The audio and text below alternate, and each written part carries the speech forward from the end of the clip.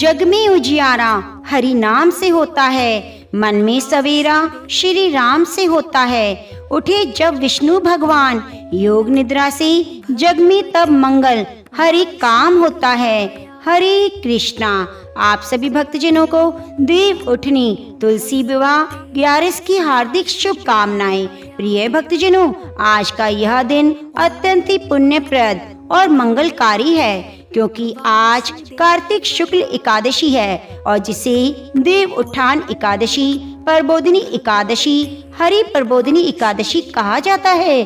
पद्म पुराण, स्कंद पुराण, विष्णु धर्मोत्तर ग्रंथ में उल्लेख मिलता है कि आषाढ़ शुक्ल एकादशी से लेकर कार्तिक शुक्ल एकादशी तक भगवान श्री हरि विष्णु क्षीर सागर में योग निद्रा में विश्राम करते हैं। 4 मास तक सृष्टि का संचालन देव गणों के अधीन रहता है और जब कार्तिक शुक्ल एकादशी का प्रभात होता है तब ब्रह्मांड में पवित्र कंपन होता है, मानो स्वयं भगवान की चेतना समस्त जगत में प्रभावित हो रही हो। आज का यह दिन केवल हरि जागरण का नहीं, बल्कि धर्म, सत्य और भक्ति की पुनर्जागरण का पर्व है।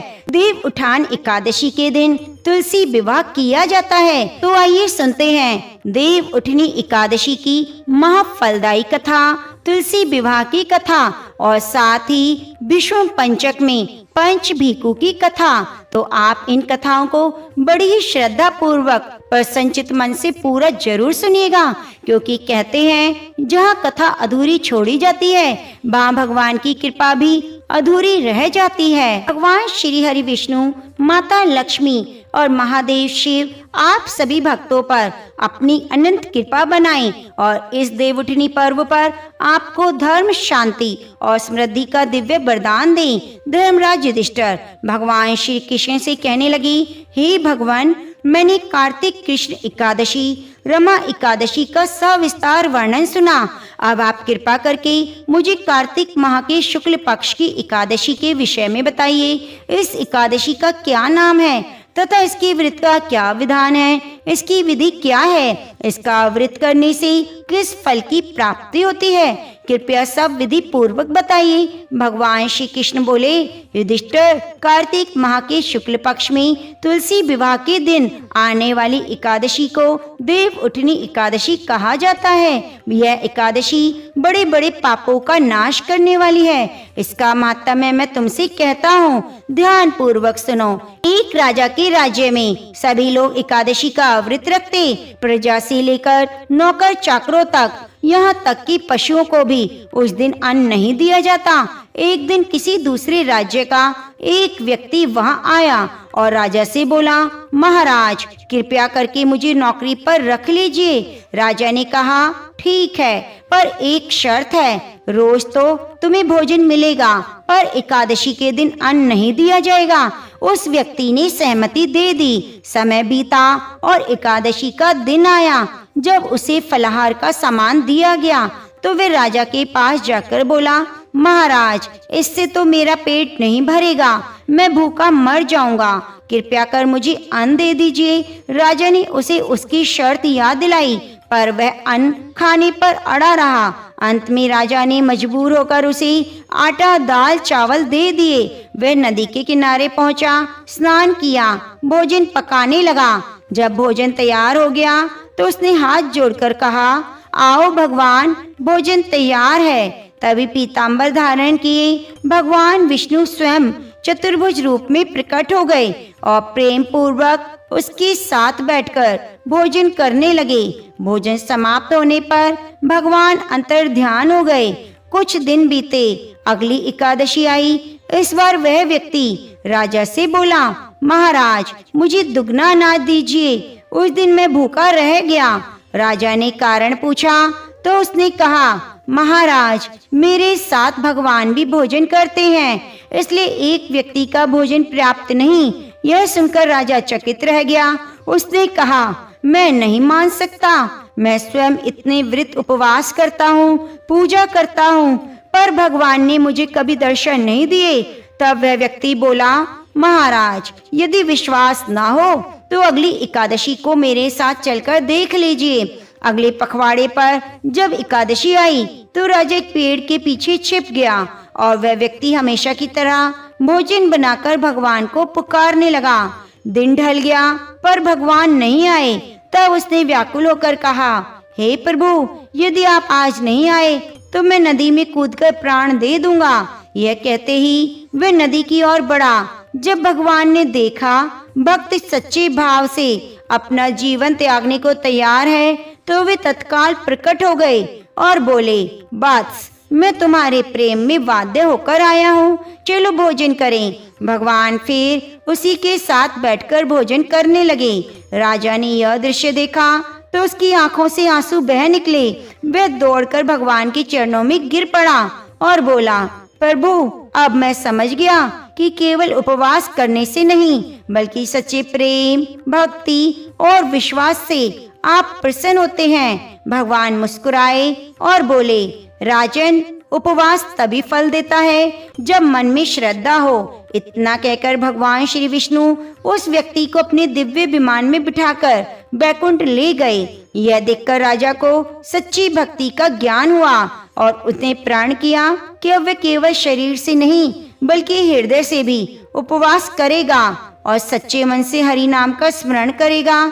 यही देव उठनी एकादशी का सार है। सच्ची भक्ति ही भगवान तक पहुंचाने का मार्ग है। भक्तों, अब आइए हम सुनेंगे देव उठनी एकादशी की पौराणिक कथा।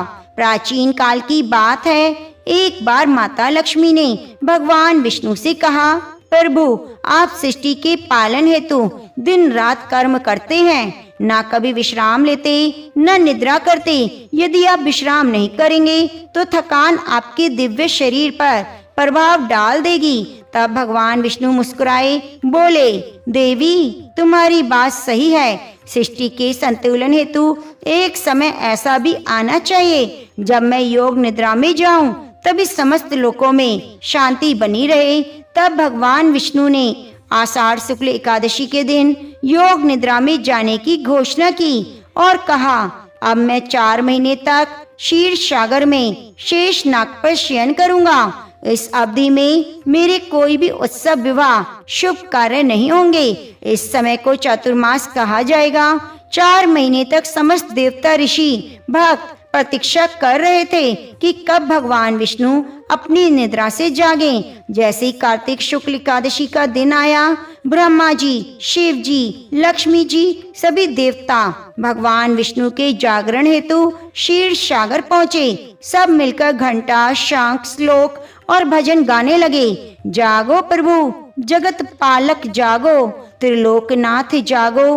भक्तों के इस मधुर भजन से भगवान श्री हरि प्रसन्न हुए और धीरे धीरे अपनी आंखें खोली। क्षीर सागर में दिव्य प्रकाश फैल गया। वातावरण में सुगंध और आनंद छा गया। भगवान ने सभी देवताओं और माता लक्ष्मी को आशीर्वाद दिया। कहा, अब से यह दिन देव उठान एकादशी कहलाएगा। जो भी भक्त इस दिन व्रत रखेगा वह अनंत पुण्य का भागी होगा। इस दिन सभी पुण्य कार्य आरंभ हो जाएंगे। इसके बाद भगवान विष्णु ने कहा, तो तुलसी के साथ मेरा विवाह संपन्न किया जाए, क्योंकि यह विवाह मेरे परम भक्तों के लिए कल्याणकारी होगा। तब भगवान शालिग्राम का देवी तुलसी के साथ विवाह किया गया। यह विवाह स्वयं भगवान की जागरण और भक्ति के पुनः आरंभ का प्रतीक बना। तभी से परंपरा चली कि देव उठान एकादशी के दिन भगवान विष्णु की पूजा कर तुलसी विवाह किया जाता है। दिन घरों में दीप जलाए जाते हैं और संकल्प लिया जाता है कि जीवन में धर्म और सत्य के मार्ग पर चलेंगे। जो भक्त सच्चे मन से देव उठनी एकादशी का व्रत करते हैं, भगवान विष्णु की विशेष कृपा प्राप्त करते हैं। उनके जीवन से सभी संकट दूर हो जाते हैं। विवाह में आने वाली बाधाएं समाप्त हो जाती हैं। घर में लक्ष्मी का वास होता है। इस दिन तुलसी और विष्णु की आराधना करने से सभी पापों का नाश हो जाता है और मोक्ष की प्राप्ति होती है। भक्तों, अब आइए सुनते हैं एकादशी की दूसरी कथा। एक समय की बात है, एक गांव में एक आदमी रहता जिसका नाम था विराट। उसकी नई नई शादी हुई। शादी के बाद वे पहली बार अपनी पत्नी को लेने अपने ससुराल जा रहा था। वे अच्छे से नए वस्त्र पहनकर तैयार होकर ससुराल के लिए रवाना होता है।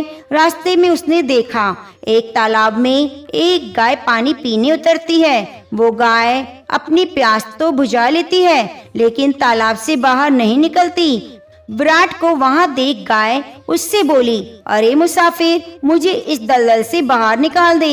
विराट बोला, अरे नहीं नहीं गाय माता, मेरे कपड़े गंदे हो जाएंगे। मैं पहली बार अपनी पत्नी को लेने ससुराल जा रहा हूँ। गाय बोली, मूर्ख, आज 11 एकादशी है, तुझे पुण्य फल मिलेगा। मैं तुझे वरदान दूंगी, तेरी 7 पीढ़ियां तर जाएंगी। लेकिन विराट नहीं माना। नाराज होकर गाय बोली, अगर तू मुझे नहीं निकालेगा तो मैं तुझे श्राप दे दूंगी, तो 8 से 8 पहर बाद गधा बन जाएगा। विराट डर गया, गाय से माफी मांगने लगा, लेकिन तब तक गाय तालाब में पूरी तरह डूब गई थी। यह देख विराट उदास हो गया और उदास मन से ही वह ससुराल गया। जवाई को देख ससुराल के सभी लोग बहुत खुश हुए, लेकिन जाते ही उसने रट पकड़ ली, मेरी पत्नी को विदा कर दो, हमें जाना है, हमें अभी जाना है। सभी ने मिन्नतें की, जमाई एक दिन के लिए रुक जाओ, लेकिन वह नहीं माना। तब उसकी पत्नी बोली, सब इतना कह रहे हैं तो आप रुकते क्यों नहीं? तब विराट ने उसे श्राप वाली सारी बात बता दी। तब उसकी पत्नी तुरंत उसके साथ घर वापस चल दी। 8 पहर के बाद विराट गधा बन गया। उसकी पत्नी उसे घर में लेकर बैठी रही। इस तरह कई दिन बीत गए। जब घर में अन्न धन सब कुछ नहीं बचा तो वह अपनी पत्नी से बोला, तुम मुझे लेकर मजदूरी करने चलो। तब वे दोनों नगर के राजा के यहाँ मजदूरी करने लगे। राजा के कुएं की खुदाई का काम चल रहा था। उसकी पत्नी अपने सर पर मिट्टी रखकर मिट्टी फेंकने जाती। सभी मजदूर उसे देखकर बोलते, अरे बहन, जब तेरे पास गधा है तो इस पर बोझ रखकर क्यों नहीं चलती, क्यों बोझा उठाती है? पर वह कुछ नहीं बोली। दूर से राजा ये सब देख रहा था। एक दिन राजा ने उससे पूछा, तुम्हारे पास तो गधा है, तुम क्यों बोझा उठाती हो? तब वह बोली, महाराज, वे गधा नहीं, मेरे पति हैं, गाय का श्राप लगा है। उसने राजा को सारी बात बताई। राजा ने पंडित को बुलवाकर इसका हाल पूछा। तब वह बोला, राजा, एक ही हल है इसका।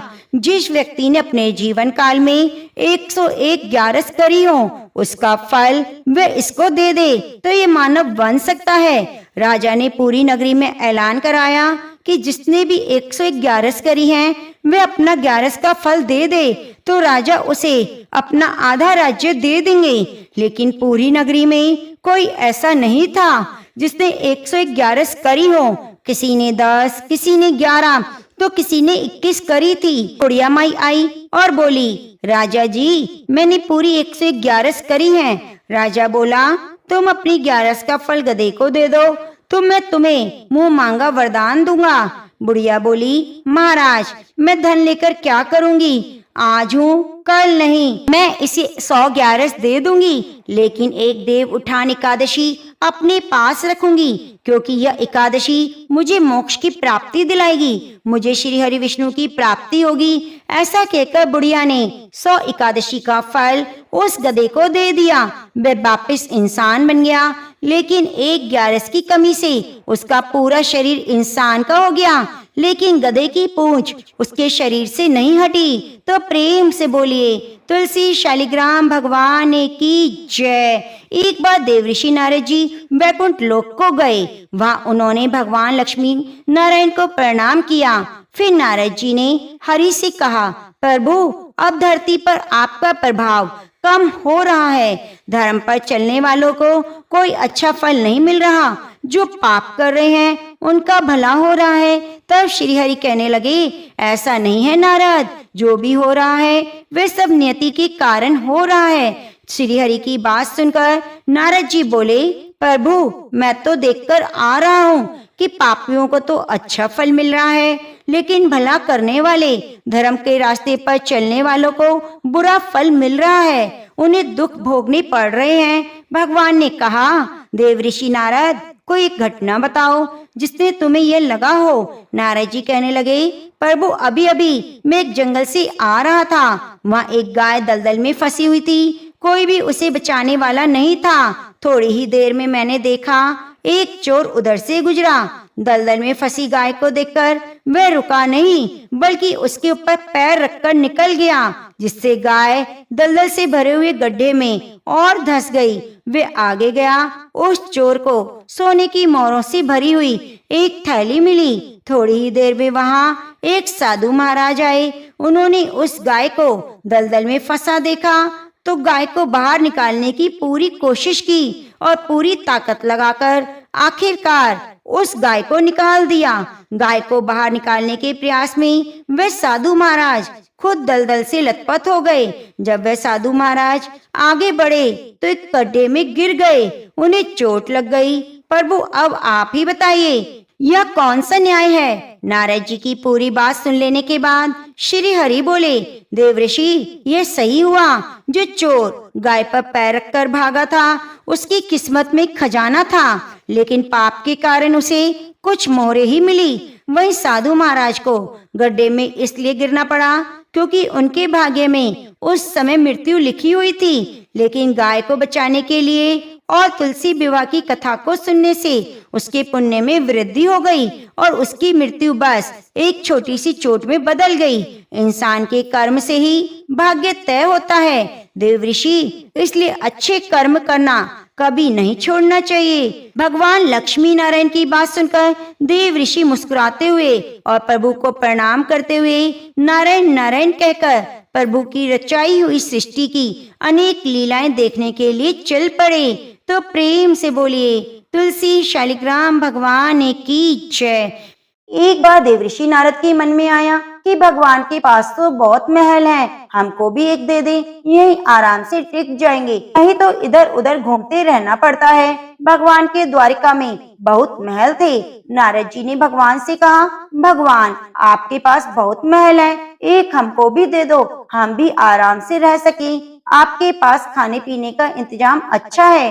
भगवान ने सोचा, यह मेरा भक्त है, विरक्त सन्यासी है, अगर कहीं इसे राजसी ठाट बाट में रहने लगा तो थोड़े ही दिनों में इसकी सारी विरक्ति भक्ति निकल जाएगी। हम अगर सीधा ना करेंगे तो ये बुरा मान जाएंगे, लड़ाई झगड़ा करेंगे। इतने महल हैं और एक नहीं दे रहे। भगवान ने चतुराई से काम लिया। नारद जी ने कहा, जाकर देख लें, जिस मकान में जगह खाली मिले वहाँ आप रह लीजिएगा।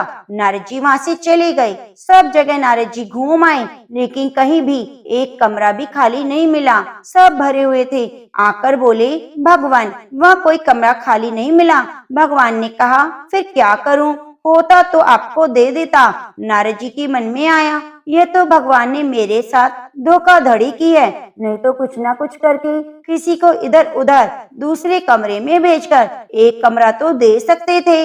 इन्होंने मेरे साथ धोखा किया है तो मैं भी इन्हें मजा चखा कर छोड़ूंगा। प्रिय भक्तजनों, यह तो भगवान की लीला थी। नारद जी रुक्मणी जी के पास पहुँचे। रुक्मणी जी ने नारद जी की आवा भगत बड़े प्रेम के साथ की। उन दिनों भगवान सत्यभामा जी के यहाँ रहते थे।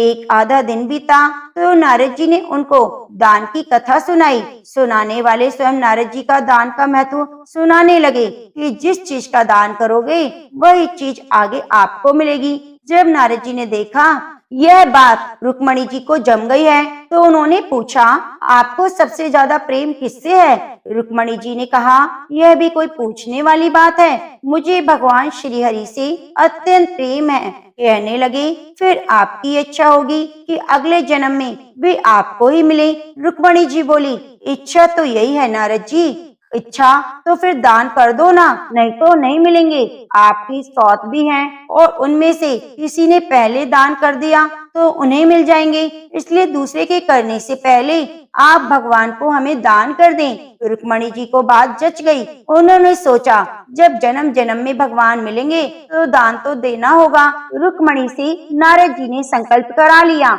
अब क्या था, नारद जी का काम बन गया। वे सीधे सत्यभामा के महल पहुंच गए। भगवान से कहा, भगवान उठिए और चलिए मेरे साथ। भगवान ने कहा, कहाँ चलना है, क्या बात हुई? नारद जी ने कहा, बात कुछ नहीं, मैंने आपको दान में लिया है, आपने एक कोठरी भी मुझे नहीं दी, तो मैं आपको ही सन्यासी बनाकर पेड़ के नीचे सुला दूंगा। भगवान ने कहा, रुक्मणी ने दान दिया है तो ठीक है, वे पटरानी है, उससे मिल तो आए। भगवान ने अपने सारे गहने, रेशम के कपड़े खोलकर सत्यभामा को दे दिए और बलक वस्त्र पहनकर, भस्म लगाकर, कमंडल लेकर वहां से चल दिए। उन्हें देखते ही रुक्मणी के तो होश उड़ गए। पूछा, क्या हुआ भगवान? भगवान ने कहा, पता नहीं, नारद जी कहते हैं कि आपने मुझे दान दे दिया है। रुक्मणी ने कहा, लेकिन वे कपड़े गहने कहाँ गए? उत्तम केशर को छोड़कर ये भस्मी क्यों लगाई है? भगवान ने कहा, जब दान दे दिया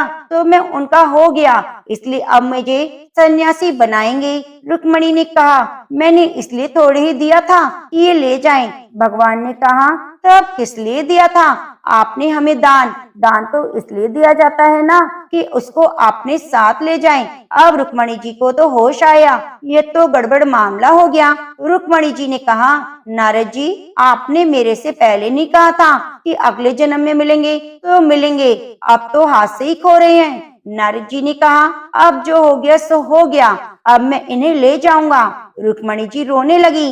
तब बहुत हल्ला गुल्ला मच गया, सब रानियां इकट्ठी हो गई। सत्यभामा, जामवंती सब समझदार थे। उन्होंने कहा, भगवान, एक रुक्मणी के पति थोड़े ही हैं, इसलिए रुक्मणी को सर्वथा दान का अधिकार नहीं हो सकता, हम लोगों को भी अधिकार है। नारद जी ने सोचा, ये तो घपला हो गया। कहने लगे, क्या भगवान के टुकड़े करोगे? नारद जी ने विचार किया कि मुझे तो महल चाहिए था, यह दे नहीं रहे थे, अब मौका ठीक है, समझौते पर बात आ रही है। नारद जी ने कहा, भगवान, आपका जितना वजन है उतने का तुला दान करने से दान मान लिया जाएगा।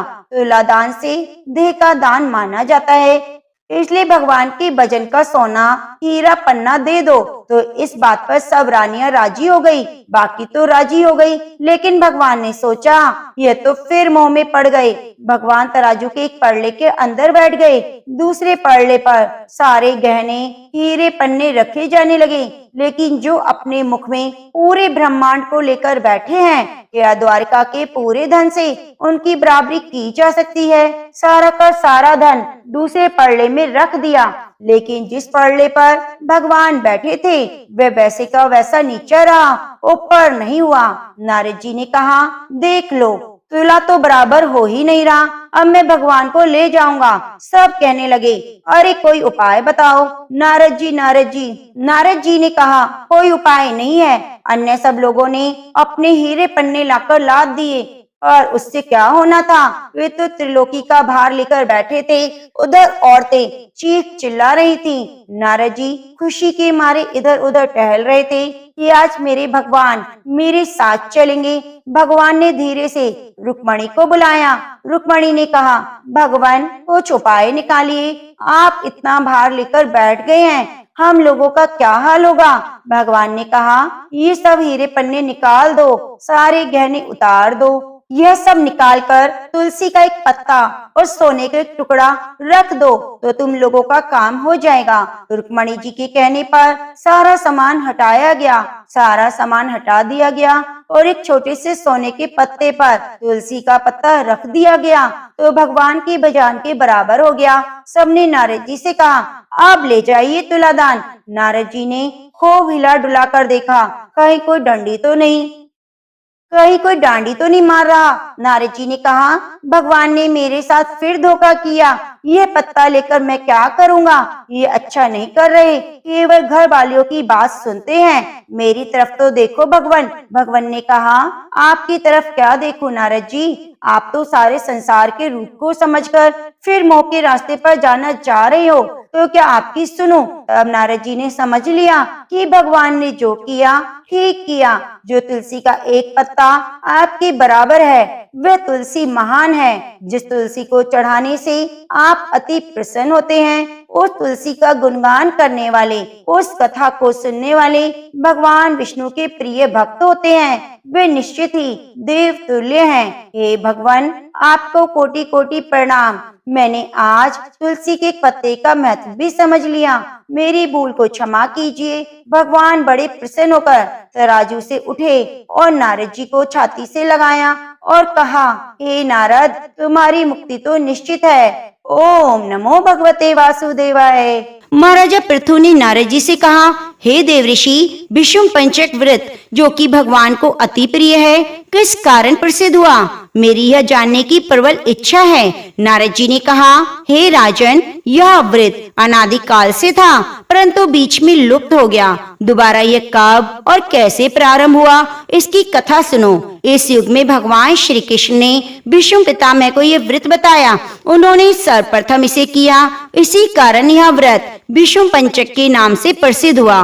हे राजा पृथु, महाभारत युद्ध से पहले पांडवों की ओर से जब भगवान श्री कृष्ण कौरवों को समझाने के लिए गए, तब सर्वप्रथम वे विदुर जी के पास गए। विदुर जी ने उनका आदर सत्कार किया। तत्पश्चात श्री कृष्ण जी विष्णु जी के पास गए। वहां जाकर कुशल क्षेम के बाद श्री कृष्ण जी ने अपने आने का संपूर्ण वृतांत विषम जी को सुनाया। तब विषम जी कहने लगे, भगवान, तीनों लोकों के स्वामी होते हुए भी आप केवल पांडवों की ओर से ही दूत बनकर क्यों आए हैं? पांडवों के प्रति आपका इतना प्रेम होने का क्या कारण है? तीनों लोग आपके वश में हैं। तब पांडवों ने ऐसा कौन सा व्रत, दान, तप, यज्ञ किया? यह ऐसा क्या वशीकरण मंत्र है जिससे आप उनके वश में हो गए? भगवान कृष्ण ने मुस्कुराकर उत्तर दिया, हे गंगा पुत्र, यद्यपि यह रहस्य अत्यंत गुप्त है, तथापि मैं तुमसे कहता हूँ, पूर्व जन्म में उन पांचों भाइयों ने एक ऐसा व्रत किया जो मुझे अत्यंत प्रिय है। इसी कारण मैं उनके वशीभूत हूँ। अत्यंत प्राचीन काल में उज्जैन नामक नगरी में कवि, सुचि, दृढ़, दंत, हंस नामक 5 ब्राह्मण रहा करते थे। वे सभी वेदों के ज्ञाता, युवा, रूपवान, गंधर्व विद्या में निपुण थे। वे सभी दिशाओं में भ्रमण करने अपनी गान विद्या द्वारा प्राप्त धन प्राप्त करते थे। एक बार वे मथुरा नगरी में सुवीर नामक राजा के दरबार पहुंचे। संगीत कला में निपुण होने के कारण उन्होंने राजसभा में इसका प्रदर्शन करने की इच्छा प्रकट की। वे 4 दिन उपवास और परम पवित्र यमुना जी में स्नान करते रहे। फिर उन्होंने किसी से राजा का संपूर्ण वृतांत पूछा। उसने बताया, राजा की कादम्बरी नामक अत्यंत सुंदर भोग पत्नी है। वह संगीत विद्या में निपुण, मधुर कंठी, नृत्य में अत्यंत प्रवीण, रूप लावण्य और यौवन में अद्वितीय है। वे प्रतिदिन राजा के सम्मुख एकांत में नृत्य और गायन करती है। यह सुनकर वे पांचों एक ऐसे स्थान पर जाके खड़े हो गए जहाँ कादम्बरी के नृत्य और ताल के स्वर सुनाई पड़ते। इसके बाद राजा के पास आने जाने वालों से कहने लगे, बड़े दुख की बात है, आपके राजा के पास नृत्य कला जानने वाला कोई नहीं। वीणा में तार बराबर नहीं, 2 तार ढीले हैं। बाजे की धुन के अनुसार नृत्य भी शुद्ध नहीं। ये बात किसी ने राजा से जाकर कह दी। राजा ने जहाँ कादम्बरी का नृत्य हो रहा था, उन पांचों को बुलवाया। वहां पहुंचकर उन्होंने राजा को आशीर्वाद दिया और राजा के निकट बैठ गए। कादम्बरी ने उनको संगीत विद्या में निपुण समझकर अपना विशिष्ट नृत्य किया। जब उसने चक्र में ताल दिया तो ब्राह्मणों ने उसको रोका। उसने चक्र छोड़कर यथा योग्य ताल दिया, मगर चक्र खंडित नहीं किया। कादम्बरी के इस गुण और रूप माधुरी को देखकर पांचों उस पर मोहित हो गए। कादम्बरी भी उन पांचों को देखकर मोहित हो गई। उसने रात्रि के समय गुप्त रूप से अपनी एक सहेली के हाथ उन पांचों को संदेश भेजा कि तुम में से एक प्रतिदिन नगरी के उत्तर की ओर यमुना नदी तट के समीप लताओं से घिरे निर्जन अनंत नामक तीर्थ में मेरे पास आकर अपनी अपनी विद्या और गुण का प्रदर्शन करे। उस समय मैं भी वीणा और राग का कौशल दिखाऊंगी। आगे की घटनाएं सुनाते हुए भगवान ने कहा, एक ब्रह्मचारी जो मेरा भक्त था, दुष्ट संगति से बचने के लिए गांव से अत्यंत दूर रहता था। उन दिनों वह विष्णु पंचक व्रत करके देवालय में मेरा पूजन किया करता। कार्तिक शुक्ला एकादशी के दिन उन ब्राह्मणों में से कवि नाम का बड़ा भाई भी उस देवालय में आया। कादम्बरी भी पहुंच गई। वह मेरे भक्त ने जिस प्रकार पूजन किया, कवि नामक ब्राह्मण ने भी वैसा ही किया। उसके बाद वीणा लेकर गायन प्रारंभ किया। मेरा भक्त क्योंकि अपने मन पर विजय प्राप्त कर चुका था, इस कारण गायन सुनकर उसे क्रोध नहीं आया। कादम्बरी और कवि समस्त रात्रि गायन नृत्य करते रहे। प्रातः काल ब्रह्मचारी भक्त को गोबर का आचमन करते देख कवि ने भी वैसा ही किया। इसके बाद कादम्बरी अपने महल में चली गई। ब्रह्मचारी की संगति और रात्रि जागरण के कारण कवि के समस्त पाप दूर हो गए। अतः द्वादशी के दिन वे अपना समस्त द्रव्य दान करके विरक्त हो गया। दूसरे दिन शुचि आया। उसने भी रात्रि भर कादम्बरी के साथ नृत्य गायन किया और ब्रह्मचारी की भांति पूजन करके गोमूत्र का आचमन किया। प्रातः काल होते ही वह भी संपूर्ण धन दान करके सन्यासी हो गया। उसने निश्चय किया, जिस प्रकार कादम्बरी नृत्य गायन और रूप को देखकर ब्रह्मचारी का मन चलायमान नहीं हुआ, उसी प्रकार मुझे भी मन को वश में करना चाहिए।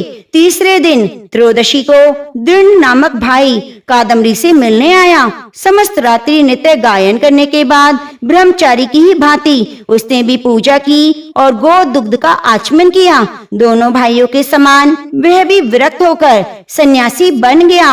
अगले दिन चतुर्दशी को मंदिर में चौथा भाई दंत आया। पूर्ववर्ती बंधुओं के समान कादम्बरी के साथ रात्रि भर नृत्य गायन करके ब्रह्मचारी ने घी का पान करके मन को शुद्ध हो जाने के कारण विरक्त हो गया। सबसे अंत में पूर्णिमा को हंस नामक सबसे छोटे भाई ने ब्रह्मचारी को प्रणाम किया। यमुना में स्नान करके आंवले के वृक्ष के नीचे श्राद्ध कर्म किया और अपने भाइयों के समान ही विरक्त हो गया। इस प्रकार पांचों भाइयों ने एक एक दिन यह व्रत किया। कथा समाप्त होते ही भगवान कृष्ण ने कहा, हे भीष्म, कार्तिक माह में हमारा पूजन दान पुण्य करने से करोड़ों योगों के समान फल मिलता है। उधर राजा ने नित्य प्रति रात्रि में कादम्बरी के मंदिर में जाने का समाचार पाकर उसे महल में बंद कर दिया, जिससे वह मंदिर ना जा सकी। कार्तिक मास में हमारे सामने नृत्य गायन करने के बाद वही कादम्बरी अगले जन्म में द्रौपदी हुई। हंस नाम वाला ब्राह्मण आंवले के वृक्ष के नीचे श्राद्ध करने से युधिष्ठिर हुआ। एकादशी के जागरण के कारण कवि अर्जुन, सुचि सहदेव, दंत नकुल और दृढ़ नाम वाला ब्राह्मण प्राकर्मी भीम हुआ। हे भीष्म, वस्तुतः पूर्व जन्मों में पांडवों द्वारा किए गए इस व्रत के कारण ही मैं उनके वशीभूत हो गया हूँ। आगे ब्रह्मा जी ने कहा, हे नारद, कार्तिक शुक्ल एकादशी को भगवान विष्णु अपने 4 मास के शयन के बाद उठते हैं, इसलिए उसे हरि प्रबोधिनी एकादशी कहा जाता है। इस एकादशी का व्रत करने से वाजपेयी यज्ञ का फल मिलता है और साथ ही अनेक जन्मों के पाप नष्ट हो जाते हैं। 4 महीने को जो व्रत होता है वह इसी दिन समाप्त होता है। इस दिन व्रत करने वाला ओम नमो भगवते वासुदेवाय मंत्र का जाप और रात्रि जागरण करे तो वर्ष भर की सभी एकादशियों का फल मिलता है। इस एकादशी का व्रत सभी प्रकार की सिद्धियां और अंत में मोक्ष प्रदायक है। भगवान विष्णु की विशेष पूजा और देवताओं के जगाने के उपलक्ष्य में समारोह करना चाहिए। इस व्रत के साथ साथ विष्णु पंचक व्रत करने वाले को तो प्रभु के विशिष्ट प्रिय पात्र बन जाते हैं। विष्णु पंचक व्रत कार्तिक शुक्ल एकादशी से प्रारंभ होकर पूर्णिमा को समाप्त होता है।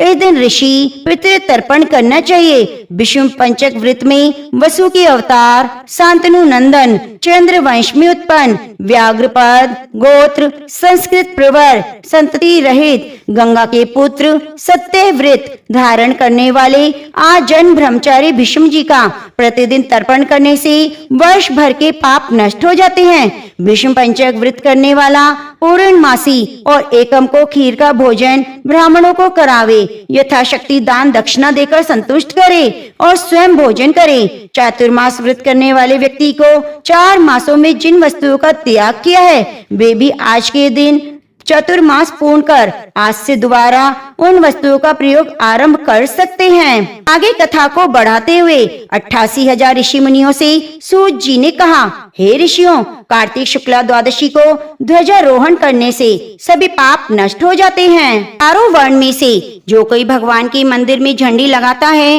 वे ब्रह्मा जी और अन्य देवताओं द्वारा सम्मानित होकर विष्णु लोक को प्राप्त होता है। इस बारे में जो कुछ नारद जी ने राजा पृथु से कहा वह कथा मैं तुम्हें सुनाता हूँ, ध्यान पूर्वक सुनो। देव ऋषि नारद जी ने कहा, हे राजन, इस संबंध में एक अत्यंत प्राचीन इतिहास सुनो। बहुत पहले सतयुग में सुमति नामक एक चंद्रवंशी राजा था जो भगवान का परम भक्त था। सब द्वीपों में उसका शासन था। उसकी रानी सत्यवती भी ईश्वर भक्त अत्यंत पतिव्रता थी। वे भगवान के सामने नृत्य करती। कार्तिक शुक्ला द्वादशी को भगवान के मंदिर में ध्वजा बांधा करती। एक दिन भिवांडक ऋषि वहां पधारे। राजा रानी ने उनका आदर सत्कार किया। ध्वजारोहण करते देखकर ऋषि ने कहा, हे राजन, भगवान को प्रसन्न करने के और भी अनेक साधन हैं, तब आपकी ध्वजारोहण में इतनी श्रद्धा क्यों है? यह सुनकर राजा ने कहा, हे मुनि, इसका अत्यंत अद्भुत और एक इतिहास है, मैं आपको सुनाता हूँ। राजा ने कहा, पूर्व जन्म में मेरा नाम मालिनी था। मैं ब्राह्मण होकर भी द्वेषी, कुकर्मी, महापापी, वैश्यगामी था। इन कुकर्मों के कारण मेरे बंधु बांधवों ने मुझे घर से निकाल दिया। इसके बाद वन में जाकर मैं टूटे फूटे मंदिर में विष्णु भगवान का जो था गया। मैं रहने लगा। जीव जंतु मृग मारकर अपनी उदर पूर्ति किया करता। एक दिन विंध्याचल पर्वत पर रहने वाली कोकिली नामक एक निषाद कन्या, जिसने अपने पति को मार दिया था, भूख से व्याकुल होकर वहां आई और मेरे पास रहने लगी। संयोगवश कार्तिक शुक्ला द्वादशी को हमने कपड़े को बांधकर झंडी सी बनाई और दोनों मदिरा पीकर झंडी हाथ में लिए सारी रात भगवान की मूर्ति के आगे नृत्य करते रहे। नृत्य करते रहने के कारण प्रातःकाल हम दोनों की मृत्यु हो गई। तब यमदूत हमें यम फांस में बांधकर मारते हुए यमराज के पास ले गए। उसी समय भगवान विष्णु के दूत विमान लेकर वहां आए। यमदूतों को धिक्कारते हुए बोले, तुम सिर्फ पापियों को यमपुरी ले जा सकते हो, धर्मात्माओं को नहीं। इस पर यमदूत भी क्रोधित होकर बोले, ये दोनों महापापी हैं, जीवन भर कोई भी पुण्य कर्म नहीं किया, इसी कारण हम इन्हें यमपुरी लाए हैं। तब विष्णु पार्षदों ने कहा, यह अत्यंत खेद की बात है, तुम्हें धर्म और अधर्म का तनिक भी ज्ञान नहीं। यह ठीक है, जीवन भर ये पाप कर्मों में लिप्त रहे, लेकिन कार्तिक शुक्ला द्वादशी को इन्होंने भगवान के मंदिर में ध्वजारोहण कर नृत्य गायन किया। इससे सभी पाप नष्ट हो गए। अतः वे विष्णु लोक जाने के अधिकारी हैं, भले इन्होंने अनजाने में यह सब कार्य किया। इसके बाद विष्णु पार्षद विमान में बिठाकर विष्णु लोक ले गए। अपनी कथा समाप्त करते हुए राजा सुमति ने कहा, पूज्यवर ऋषिवर, अनजाने में ध्वजारोहण का ऐसा फल तो श्रद्धा पूर्वक कार्तिक शुक्ला द्वादशी को ध्वजारोहण करने से जितना फल प्राप्त होता है उसका तो वर्णन नहीं किया जा सकता। इतनी कथा सुनकर विभांडक ऋषि तप करने चले गए। इसके आगे महाराजा पृथु ने नारद जी से निवेदन किया, हे मुनिवर, अब आप कृपया करके कार्तिक मास के व्रत के उद्यापन की विधि सुनाने की कृपा करें। नारद जी बोले, हे राजन, कार्तिक शुक्ला चतुर्दशी को कार्तिक मास के व्रत की संपूर्णता के लिए उद्यापन करना चाहिए। संपूर्ण घर में गोबर का चौका लगाकर तुलसी के ऊपर मंडप बनावें। द्वारों पर मिट्टी के 4 द्वारपाल स्थापित करें। पुण्यशील, सुशील, जय और विजय रखें। फिर तुलसी के समीप सर्वोत्र भद्र चक्र बनाकर उसके समीप 5 रतन युक्त कलश स्थापित करें। लक्ष्मी नारायण भगवान की मूर्ति को रखकर फिर नवग्रह, उपग्रह, 10 दिक्पाल, 5 लोकपाल स्थापित करें। सबसे पहले स्वस्ति वाचक करके गणेश जी और विष्णु आदि देवता को षोडोपचार पूजन करें। भगवान को पीले रंग के सुंदर रेशमी पोशाक पहनाएं। फिर ब्राह्मणों को भोजन कराएं। गौ की पूजा करके गोदान दें। एक ब्राह्मण को सपत्नी भोजन कराएं। दोनों को वस्त्र दें, आभूषण भोजन पात्र दक्षिणा देकर दंडवत प्रणाम करके आशीर्वाद प्राप्त करें। ये सब कार्य श्रद्धा पूर्वक करने से व्रत का पूर्ण फल प्राप्त होता है और अंत में विष्णु लोक की प्राप्ति होती है। जो व्यक्ति कार्तिक के इस व्रत को कहता है, सुनता है, देखता है, उसको भी चौथाई फल मिलता है। कथा को आगे बढ़ाते हुए उद्यापन का पूर्ण विधि विधान बतलाने के बाद सूत जी बोले, हे ऋषियों, यदि किसी ने उद्यापन का सामर्थ्य न हो तो कुछ ब्राह्मणों को भोजन करा दें। भोजन न मिले तो गाय, पीपल, बट वृक्ष का पूजन करें, क्योंकि पीपल विष्णु का और वट शिव जी का रूप है। इसी प्रकार पलाश ब्रह्मा जी का रूप है। यह सुनकर ऋषियों ने कहा, हे सूत जी, ब्रह्मा, विष्णु, शिव जी वृक्ष भाव को किस प्रकार प्राप्त हुए, ये बताने की कृपा करें। सूत जी ने कहा, हे ऋषियों, किसी समय शिव पार्वती एकांत में विराजमान थे। उस समय देवताओं द्वारा भेजे गए अग्नि देव द्वारा उनके एकांत वास में विघ्न उपस्थित हुआ। इस पर पार्वती जी ने क्रोधित होकर देवताओं को श्राप दिया कि तुम वृक्ष हो जाओ। तब विष्णु गया में जाकर पीपल और शिव काशी में अक्षय वट और ब्रह्मा जी पलाश हो गए। बस तभी से पीपल और बट वृक्ष का पूजन होता है। तब ऋषियों ने पूछा कि शनिवार को पीपल का पूजन होता है मगर रविवार को नहीं, इसका क्या कारण है, कृपया करके बताइए। सूत जी ने कहा, हे ऋषियों, समुद्र मंथन के समय 14 रत्नों में से कौस्तुभ मणि और लक्ष्मी जी को प्राप्त करने के बाद भगवान विष्णु लक्ष्मी जी से विवाह करने के लिए तैयार हुए। तब लक्ष्मी जी ने कहा, मेरी बड़ी बहन दरिद्रा अविवाहित है, पहले उसका विवाह होना चाहिए। यह सुनकर भगवान विष्णु ने लक्ष्मी की बड़ी बहन उद्दालक ऋषि को सौंप दी। यद्यपि दरिद्रता का रंग काला, नेत्र लाल, बाल बिखरे होने के कारण कुरूपा थी, तथापि भगवान की आज्ञा मानकर उद्दालक ऋषि दरिद्रा को अपने आश्रम में ले गए। आश्रम में आकर दरिद्रा ने देखा वहाँ वेद पाठ हवन हो रहा है। यह देख उसने मुनि से कहा, मैं ऐसे स्थान पर रहने की बजाय उस स्थान पर रहती हूँ जहाँ चोरी, जुआरी, ब्राह्मणों का अपमान करने वाले रहते हों। उसकी यह बात सुनकर उद्दालक ऋषि बहुत दुखी हुए और उसे वही छोड़कर और यह कहकर चले गए कि तुम्हारे लिए कोई उपयुक्त स्थान देखकर आता हूँ। ऋषि के जाने के बाद कुछ देर तक लक्ष्मी ने उनकी प्रतीक्षा की। उसके बाद वे रोने और चिल्लाने लगी। तब लक्ष्मी जी ने भगवान से कहा, हे भगवान, ऋषि द्वारा त्याग दिए जाने के कारण मेरी बहन कुलक्ष्मी अत्यंत दुखी हो रही है, अतः आप जाकर पहले उसे शांत कीजिए। तब भगवान विष्णु लक्ष्मी जी सहित वहाँ आकर कहने लगे, तुम पीपल में निवास करो। पीपल हमारा ही अंश है। जो कोई कार्तिकी पूर्णिमा को पीपल का पूजन करेगा वह हमें प्राप्त होगा। उसके यहाँ लक्ष्मी का वास होगा।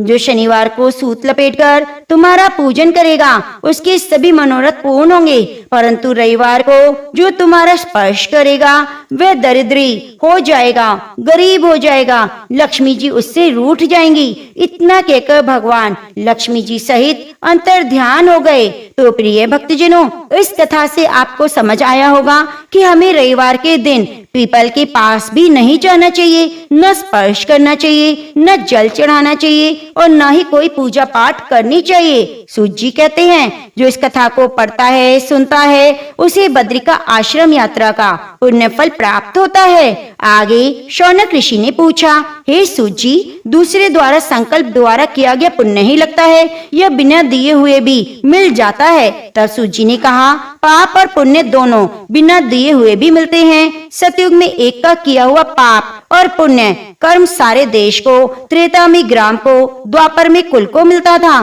परंतु कलयुग में केवल करने वाले को ही पाप पुण्य मिलता है। एक पात्र में साथ साथ भोजन करने वाले को पाप और पुण्य का आधा भाग मिलता है। दूसरे की निंदा करने वाले, सुनने वाले, चिंतन करने वाले को भी पाप पुण्य मिलता है। दूसरे का द्रव्य चुराकर दान करने वाला पाप का भागी होता है। पाप या पुण्य का उपदेश करने वाले को छठा अंश प्राप्त होता है। प्रजा का छठा अंश राजा को प्राप्त होता है। इसी प्रकार शिष्य से गुरु, पिता से पुत्र, स्त्री से भी पति भी छठा अंश पाते हैं, परंतु स्त्री पति का आधा पुण्य पाती है। इस प्रकार बिना दिए हुए भी एक दूसरे को पाप और पुण्य की प्राप्ति हो जाती है। इस संबंध में अत्यंत पुण्य देने वाले एक प्राचीन इतिहास सुनो। एक समय उज्जैनी नामक नगरी में धनेश्वर नामक ब्राह्मण कर्मों से रहित, जुआरी, मदिरा पीने वाला, वैश्य वेश्यागामी, रस कंवल, खाल बेचने वाला अत्यंत पापी ब्राह्मण था। वह क्रय विक्रय हेतु नगरों में घूमता फिरता महिष्मती नगरी में आया। वहाँ पर 1 मास तक ठहरा। एक दिन नर्मदा नदी के तट पर जप तप करने वाले ब्राह्मणों का पूजन और सायंकाल शिव जी का दीपदान महोत्सव देखा। उसी रात को एक सर्प ने उसे काट लिया। तब कुछ मनुष्यों ने उसके मुख में तुलसी दल और नर्मदा का जल डाला। इसके बाद उसकी मृत्यु हो गई। यमदूत उसे मारते पीटते यमराज के पास ले गए। यमलोक में चित्रगुप्त ने क्रोध भरी दृष्टि से उसकी ओर देखते हुए यमराज से कहा, महाराज, ये बड़ा पापी है, इसने जीवन भर एक भी सत्कर्म नहीं किया। तब यमराज ने आज्ञा दी, पहले इसे खोलते हुए तेल के कढ़ावे में डालो, मुद्गरों की मार लगाकर कुंभी पाक नरक में डाल देना। परंतु जब उसे खोलते तेल में डाला गया तो तेल एकदम शीतल हो गया। जब यह बात यमराज ने सुनी तो आश्चर्यचकित हो गया। ठीक उसी समय नारद मुनि यमराज की सभा में आ पहुँचे। तब यमराज के पूछने पर नारद जी ने कहा, धनेश्वर, महापापी होने पर भी कार्तिक मास का व्रत करने वालों के सत्संग के प्रभाव से ये पुण्य आत्मा हो गया। मृत्यु के समय नर्मदा का जल, तुलसी दल इसके मुख में छोड़े गए। विष्णु का नाम भी इसके कान में पड़ा। बस इसी कारण इसके सारे पाप क्षय हो गए। इतना कहकर नारद जी ब्रह्मलोक में चले गए। इसके बाद धनेश्वर कुबेर का अनुगामी धनज्ञ हुआ, जिसके नाम से अयोध्या नगरी में भगवान गदाधर नाम का तीर्थ विख्यात हुआ।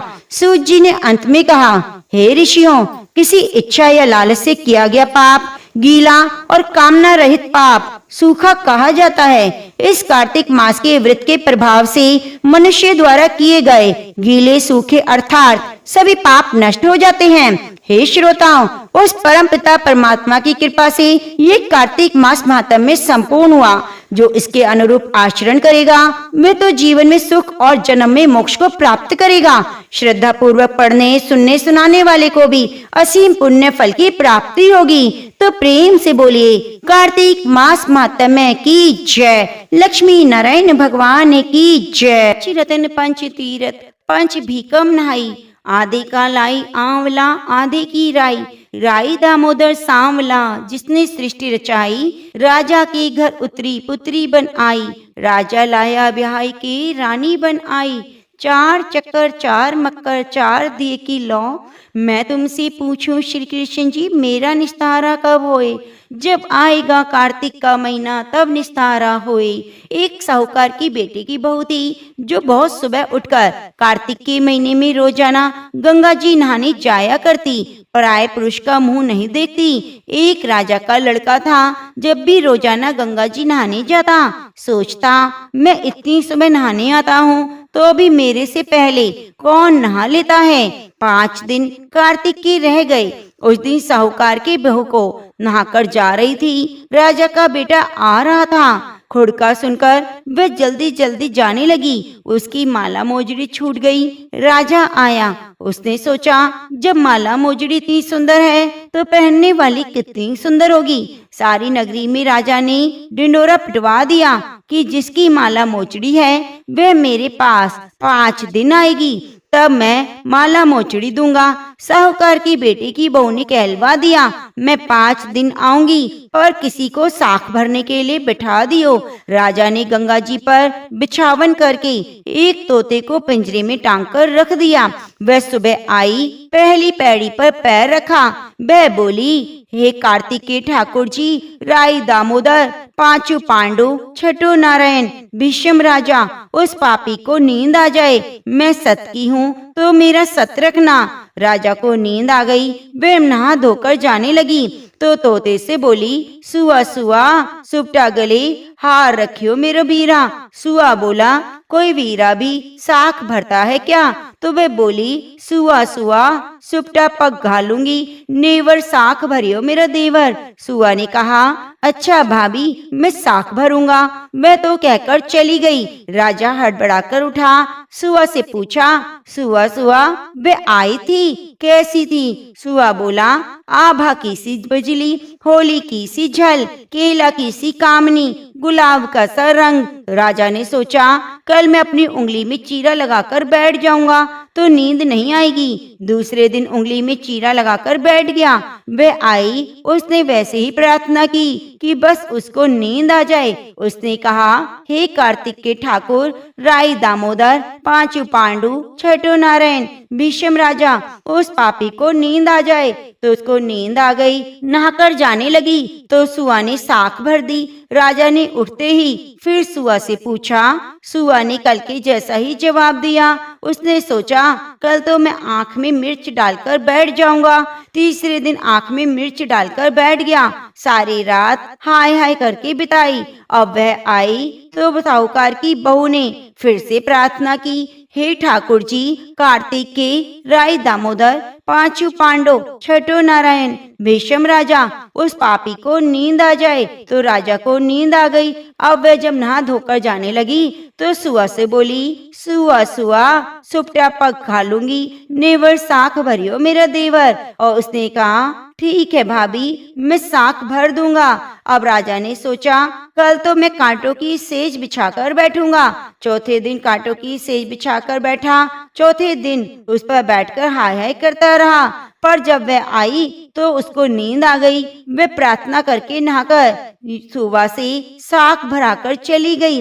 पांचवें दिन राजा आग जलाकर उसकी राख पर बैठ गया। उस दिन भी उसने प्रार्थना की, हे कार्तिक के ठाकुर, राई दामोदर, पांचों पांडव, छठो नारायण, भीष्म राजा, मेरी लाज रखियो, मैं सत की हूँ तो उसे नींद आ जाए। अब वह प्रार्थना करी तो राजा को नींद आ गई। उसने सुआ से साख भरवा ली और कहा कि पापी से कह दियो मेरे 5 दिन पूरे हो गए, अब मेरी माला मोजड़ी मेरे घर भेज देगा। राजा ने उठते ही सुआ से पूछा, वह आई थी क्या? आई थी, अपनी माला मोजड़ी मंगाई है। थोड़े दिन बाद राजा के कोढ़ निकल आया। त्राही त्राही पुकारने लगा। ब्राह्मण को बुलाकर पूछा, सारे शरीर में जलन कैसे लगी है? ब्राह्मण बोला, यह कोई पतिव्रता स्त्री के पाप का घड़ा है जिससे लगी है। राजा ने पूछा, अब कैसे ठीक होगा? ब्राह्मण बोला, उसको तुम धर्म की बहन बनाओ, उसके नहाए हुए जल से नहाओगे तो तुम्हारा जलन कोढ़ ठीक हो जाएगा। राजा माला मोचड़ी लेकर उसके घर गया और साहूकार से बोला, तेरी बहू गंगा पर भूल गई थी, ये उसे दे देना और कह देना कि वह अपने नहाए हुए जल से मुझे नहला दे। साहूकार बोला, वह तो पराये पुरुष का मुंह भी नहीं देखती, तू नाली के नीचे बैठ जा, वह नहाएगी तो तेरे ऊपर पानी पड़ जाएगा। राजा नाली के नीचे बैठ गया। वह नहाया, जल गिरने से उसकी काया कंचन सी हो गई। हे पंच भिखु देवता, जिसे साहूकार की बहू का सत रखा वैसा सबका रखियो। तो प्रेम से बोलो, कार्तिक के